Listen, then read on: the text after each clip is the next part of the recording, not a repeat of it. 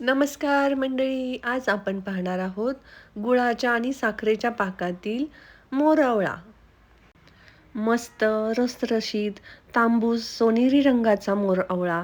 मोरावळा करताना जर पाक कमी शिजला तर त्याला बुरशी येते आणि जास्त शिजला तर तो कडक होतो. तसे होऊ नये म्हणून एकदम परफेक्ट आवळ्याचा फोडीचा मोरावळा कसा करायचा हे सांगणार आहे. अगदी कमी साहित्यात आणि सोप्या पद्धतीने. इथं मी अर्धा किलो आवळे घेतले आहेत आणि ते पाण्याखाली स्वच्छ धुवून घ्यायचे आहे. आणि एका पातेल्यामध्ये 1 ते दीड ग्लास पाणी ठेवले आहे. त्याच्यावर चाळणीमध्ये आपण धुवून घेतलेले आवळे ठेवून घ्यायचे आहेत आणि ते झाकायचे आहेत. मीडियम गॅसवर आपण 10 मिनिटं हे आवळे असे व्यवस्थित शिजवून घेतलेले आहेत. तुम्ही पाहू शकता आपले आवळे शिजल्यानंतर त्याचा कलर चेंज झालेला आहे आणि त्याला असे चिराही पडलेल्या दिसतायत. म्हणजे आपले आवळे शिजलेले आहेत.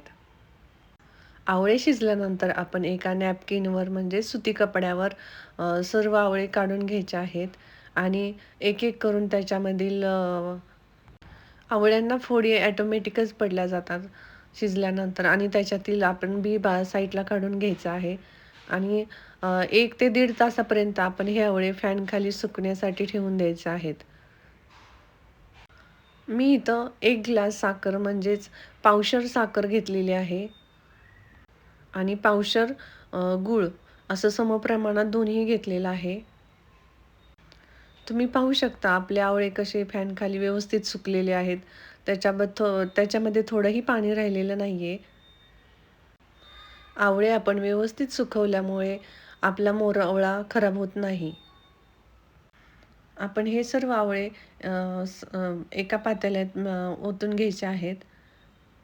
ज्या पातेल्यात आपण पहिल्यांदा साखर मोजून घेतली होती त्याच्यामध्ये हे आवळे टाकून घ्यायचे आहेत आणि आवळे टाकल्यानंतर ते व्यवस्थित असे मिक्स करून घ्यायचे आहेत. म्हणजे त्याला पाणी सुटेल. मिक्स व्यवस्थित झाल्यानंतर हे आपण गॅसवर ठेवायचं आहे आणि मंद आचेवर आपण एक उकळी आल्यानंतर मंद आचेवर आपण ते व्यवस्थित असा शिजवून घ्यायचा आहे आवळा. आवळा शिजत असतानाच आपण त्याच्यामध्ये 2 तुकडे दालचिनी आणि 4 लवंगा असं त्याच्यामध्ये टाकून घ्यायचं आहे. त्याच्यामुळे आपल्या मोरावळ्याला खूप छान असा वास येतो. तुम्ही इथं पाहू शकता आपला आवळ्याला कलर किती छान आलेला आहे.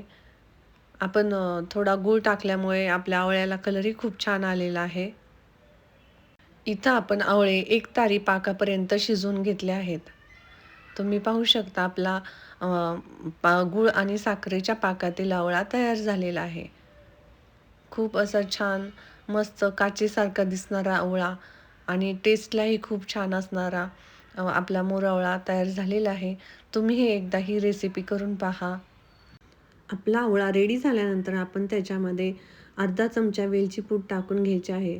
आपण अगोदरच का टाकली नाही कारण की गरम असताना त्याचा वेलची पावडरचा वास कमी होतो आणि फ्लेवर कमी लागतो आपल्याला. त्यामुळं आपण लास्टला वेलची पावडर टाकून घ्यायची आहे. तुम्हाला जर व्हिडिओ आवडला असेल तर लाईक आणि सबस्क्राईब करायला विसरू नका. Thank you.